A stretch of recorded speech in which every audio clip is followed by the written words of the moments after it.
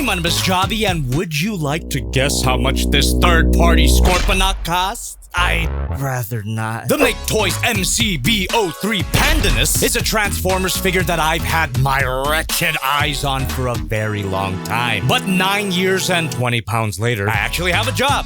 Allegedly. And more importantly, money! Combine a full bank account with TFcon LA 2025, and you get a recipe for greatness or disaster. Was it worth it? I'll tell you what's worth it. Introducing VITURE's new XR glasses, the Beast. This is no ordinary pair of shades. The Beast is a high-resolution monitor that you can wear on your face. In fact, it's their largest, brightest, and sharpest display ever. Fully adjustable too for maximum comfort and resolution. Plug it into your phone, your tablet, or any USB-C compatible device to see a blown-up near 4K version of its display right in front of your eyes. And if you do any mobile gaming, you can plug your phone into the separately sold mobile controller, hook the Beast into that, and map out the buttons however you want. Those horses aren't gonna train themselves. You could also hook up the Beast into the separately sold Pro Mobile Dock, which is not only a pretty little power bank with 3 charging ports, you could connect practically any HDMI source into it. That includes your laptop, your Steam Deck, your Switch 2, even your PC. And you can see all those respective displays blown up, crystal clear, zero latency, right up in your face. The Beast even features built-in spatial anchoring, real-time 3D magic, and a complete XR ecosystem. That spatial anchoring is rock solid. I feel like I own an air fryer. So click the link in the description and use my code JobbytheHong to get 10% off of everything, including the Beast. You have to experience this for yourself. Thank you so much, VITURE, for sending me this for free. And with the Beast unleashed, the future is even more on view. Jarvis, crush his balls. I was a little taken aback when the TFcon vendor told me the ridiculous price and then handed me this ugly cardboard box. Is this really an action figure or my monthly shipment of organs? Gotta replenish my supply somehow. And out of the box, mamma mia! I didn't even ask the dude what condition it was. Did I just spend a small nation's GDP on a broken product? Thankfully not, as this guy still had his twist ties, and would you look at that? The mode is Thankfully, one of the 2 photos here details how to get this guy from his unbox mode to his temple mode. There's also a 3rd paper warning you about all the shit.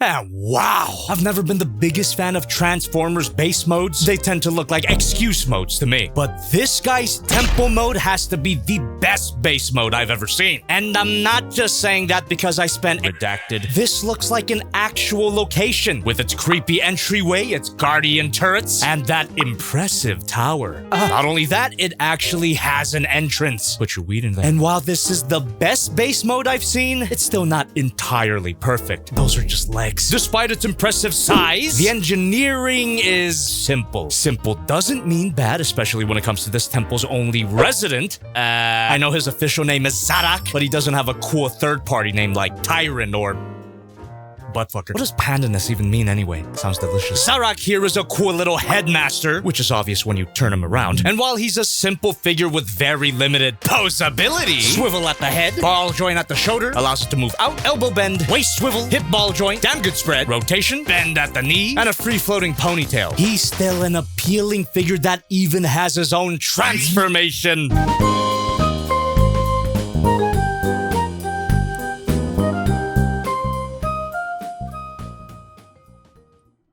this tiny scorpion mode would be even better if he could actually sting you. Someone needs those gas station rhino pills, you know what I'm talking about? I'm not the biggest fan of this chain whip in either mode, but it's completely fine that this little guy isn't hyper-articulated. His main purpose for the tempo mode is to emphasize this figure's size. Comparison time. Here's Figma Modica Kaname Haya Toys Godzilla, the Magic Square Light of Peace Not Optimus Prime, my previous review, the Haya Toys 1991 Heat Ray Godzilla, and another big boy, the Kang Toys Thunder King. And on the topic of large animals, your mama. Let's bring out this fold out and transform this temple. I usually complain about the lack of a booklet, but this transformation ain't shit.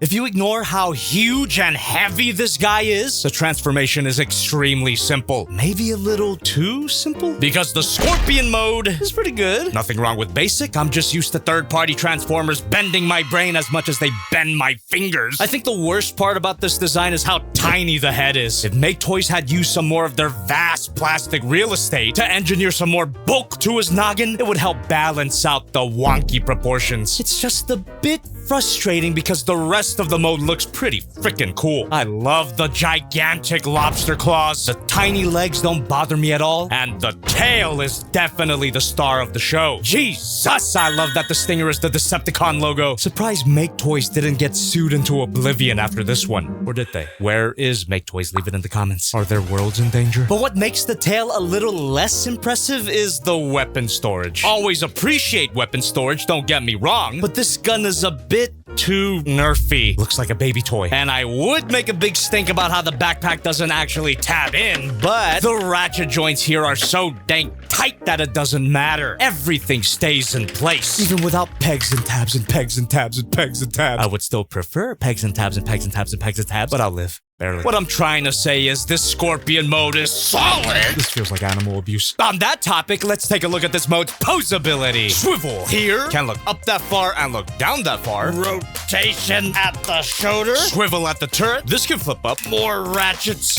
Elbow can outstretch. Bicep swivel. Another elbow bend. Missile pod can swivel. Wrist swivel. Ball joint, hinge joint, and a hinge joint, hinge joint. These plastic wheels do a decent job at rolling him around. Ball joints at each of his legs, and every ball joint can be, and a hinge joint, hinge joint, hinge joint, hinge joint, hinge joint at the tail. Not the most articulated beast mode in the world, but dynamic action poses are definitely not this mode's main appeal. That would be its size comparison. Here's Modica, Godzilla Prime, and Thunder King. Sure, it's a little disappointing that I'm not blown away by this mode, but it's a perfectly fun transition to the main event, which had better justify the cost.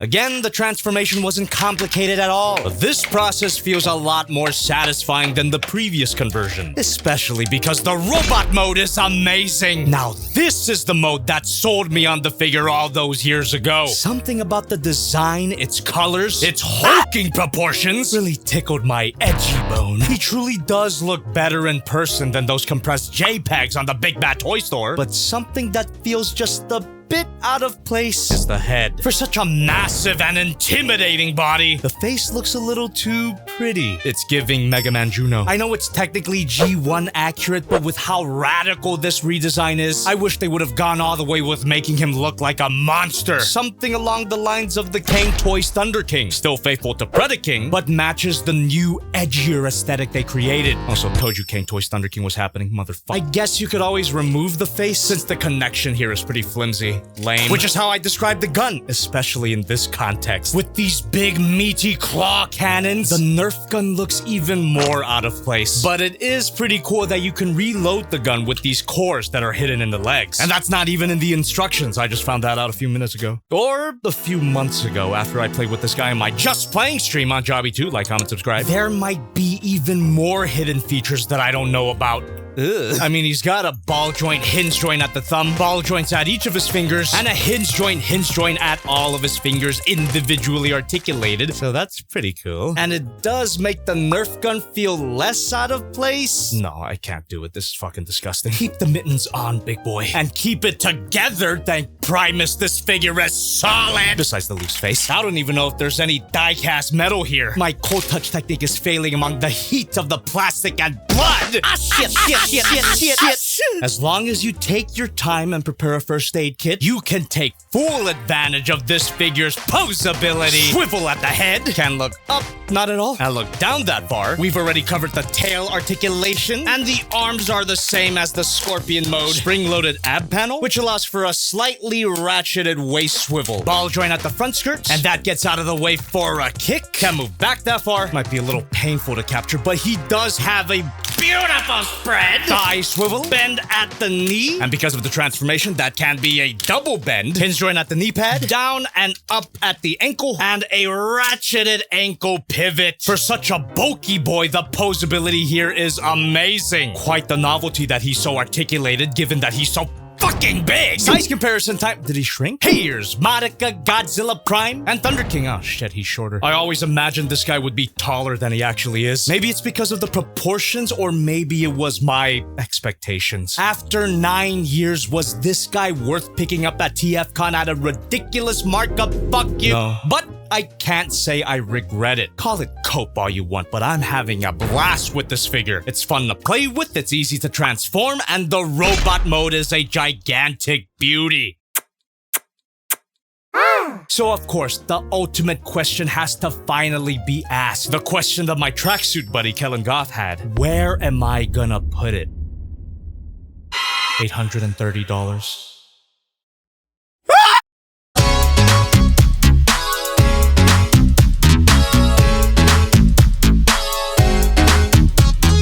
For our next review, we're gonna start yet another combiner team. Mastermind Creations Devastator in 2060.